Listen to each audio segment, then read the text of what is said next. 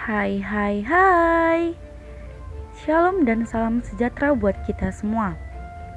Yang saya hormati Ibu Pera selaku guru pembimbing mata pelajaran sejarah. Izin, kami dari kelompok 5 akan menampilkan hasil diskusi kami mengenai Kerajaan Pajang. Perkenalkan, nama saya Ella Frida Tamba selaku moderator, narator, dan editor. Dan anggota kelompok kami, Angga Swaipi, Muhammad Alfi Syarin, dan Sharon Naila. Baiklah, selamat menyaksikan. Kerajaan Pajang. Kerajaan Pajang ini juga disebut dengan istilah kesultanan yang pusat kekuasaannya di Jawa Tengah untuk melanjutkan Kerajaan Demak. Pada zaman dahulu, kekuasaan ini menjadi kerajaan pertama yang ada di pedalaman Pulau Jawa. Pada 1549, Arya Penangsang Bupati Jipang berusaha merebut tahta dan menyebabkan terbunuhnya Sunan Prawoto, pewaris Kesultanan Demak. Hadiwijaya kemudian menjadi pewaris tahta Kesultanan Demak dan memindahkan ibu kotanya ke Pajang. Dengan begitu, Kerajaan Pajang resmi berdiri pada tahun 1568. Letak Kerajaan Pajang. Kerajaan ini terletak di daerah Kartasuro, Sukoharjo, dekat Solo. Posisi wilayahnya bisa dibilang strategis. Karena letaknya yang strategis, ada saja pihak berniat jahat untuk menjatuhkan kerajaan ini. Selain tujuannya merebut wilayah kekuasaan, pihak luar itu juga ingin menguasai apa yang menjadi sumber penghasilan dari Kerajaan Pajang. Misalnya, hasil bumi yang akan diperdagangkan kepada negara atau kerajaan lain. Raja-raja yang memerintah di Kesultanan Pajang. 1. Sultan Hadiwijaya. Di masa kekuasaannya, Sultan Hadiwijaya berhasil membangun Pajang sebagai kesultanan yang kuat secara politik, militer, ekonomi, sekaligus pusat penyebaran agama Islam di pedalaman Jawa bagian tengah. Kerajaan Pajang mencapai puncak masa keemasan atau kejayaannya pada masa kepemimpinan Hadiwijaya, di mana beliau dapat membuat para raja penting di Jawa Timur mengakui kekuasaannya. Beliau berhasil memperluas daerahnya. Di masa-masa akhir kekuasaan Sultan Hadiwijaya, Mataram telah tumbuh sebagai tempat yang ramai. Mataram muncul sebagai kekuatan ekonomi, politik, dan militer. Meskipun tetap sebagai bawahan Pajang, tahun 1582 Sultan Hadiwijaya tutup usia. Beliau dimakamkan di Desa Butuh yang sekarang masuk ke dalam Kabupaten Sragen. Sepeninggalan Sultan Hadiwijaya, Pajang mulai mengalami kemunduran.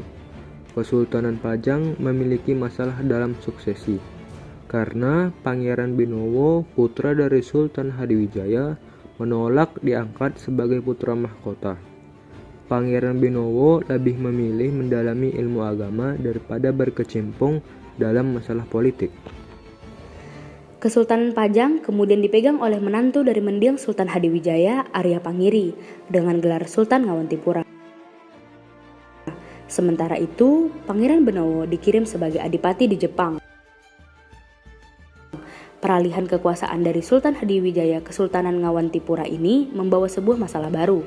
Arya Pangiri yang sebelumnya menjabat sebagai adipati Demak, membawa orang-orang Demak untuk menduduki posisi penting di Pajang.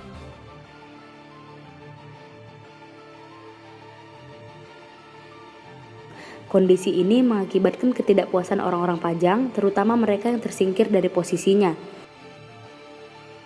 Ketegangan di ibu kota Pajang semakin meningkat dengan pemberian lahan pertanian kepada orang-orang Demak. Pajang semakin memanas dengan munculnya tindak kejahatan seperti perampokan dan pencurian. Datangnya orang-orang Demak ke Pajang memang dirancang oleh Arya Pangiri atau Sultan Ngawantipura untuk menyusun kekuatan dalam rangka menyerbu Mataram. Sepeninggal Sultan Hadiwijaya, Mataram memang semakin tumbuh sebagai wilayah yang besar. Arya Pangiri melihat Mataram sebagai ancaman bahkan ketika Sultan Hadiwijaya masih berkuasa. Pangeran Benowo tidak tinggal diam. Melihat situasi Pajang yang semakin tidak menentu, dengan bantuan Raden Sutawijaya, pasukan Jepang dan Mataram akhirnya mengepung ibu kota Pajang. Tahun 1588, perang kembali melanda pedalaman Jawa setelah tenang puluhan tahun lamanya. Pasukan Pajang yang sebagian tidak sepenuh hati melawan Pangeran Benowo dan Raden Sutawijaya berhasil mengalahkan istana Pajang. Arya Penggiri, karena masih saudara ipar dari Pangeran Benowo, dibebaskan dari hukuman mati dan dikembalikan ke Demak sebagai adipati. Setelah Pajang kembali tenang, Pangeran Benowo terpaksa naik tahta dan bergelar Sultan Prabu Wijaya. Namun, Pangeran Benowo yang sejak awal memang tidak berminat pada politik kenegaraan akhirnya meninggalkan tahta Pajang. Pangeran Benowo meninggalkan Pajang menuju Parakan sekaligus menyebarkan agama Islam. Pangeran Benowo menyerahkan Pajang kepada Raden Sutawijaya. Kesultanan Pajang dihapuskan dan menjadi bawahan Mataram. Setelah itu, Raden Sutawijaya memulai dinasti baru dari kekuasaan Jawa dengan gelar Panembahan Senopati. Setelah dijadikan bawahan Mataram, Pajang dipimpin oleh Gagak Baning, adik dari Raden Sutawijaya. Berakhirnya Kesultanan Pajang membuat pusat kekuasaan bergeser semakin ke selatan Jawa Mataram. Kehidupan ekonomi Kerajaan Pajang.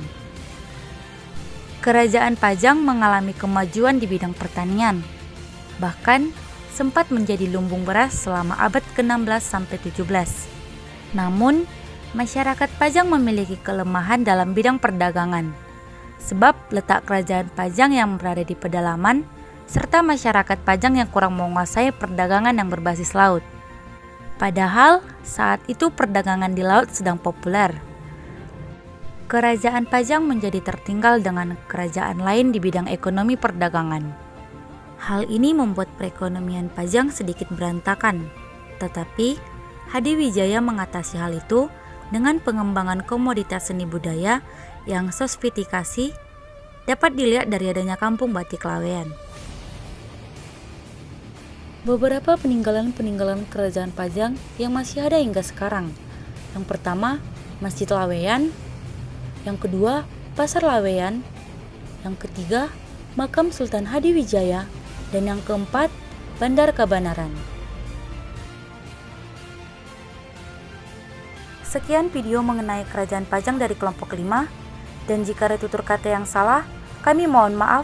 Sekian dan terima kasih.